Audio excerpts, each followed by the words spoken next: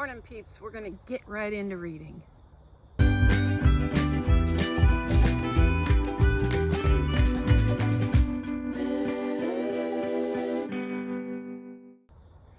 This was written by Heather Dawn Small. The verse is Psalms 18:2. The Lord is my rock and my fortress, my deliverer, my God, my strength in whom I will trust, my shield and the horn of my salvation, my stronghold. Have you ever asked yourself, is God still relevant in my life today? Sometimes people say the Bible is for another time and that the stories and words are not for us today. Some call the stories in the Bible nice tales, but nonetheless fiction. How sad. I've been reading my Bible all my life, and each word, each phrase, and each story teaches me something relevant for my life today. Let me share one with you.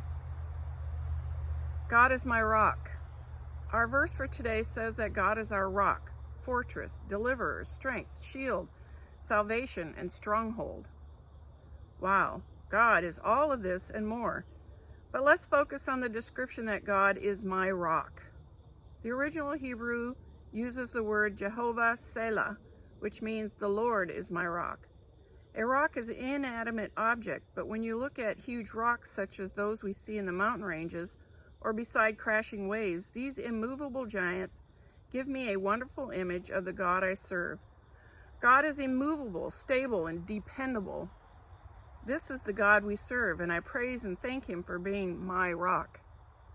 Throughout my life, I have often run to my immovable, faithful, unchanging rock, Christ Jesus. I know that some of my sisters have called on God in times of trial and have not felt His presence or received an obvious answer from Him. I've had those times also. But I remember the story in Mark 4:35-41 when Jesus was asleep in the boat during the storm while His disciples were struggling to save themselves. The lesson I learned from that story is that God's silence does not mean He's absent. Once I invite God into my life each day, He travels with me through all the ups and downs of that day. When I call on Him, I do so because I know He's there.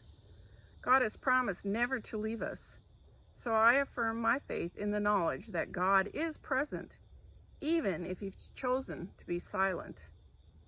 Why is God silent? I can only surmise that it is for my good, for He always works for my good. Don't be discouraged, my sisters. God is real. God is your rock. God is relevant. Invite Him into your life each day and believe His word. I thought that was very good. I've had a lot of people say that the Bible is just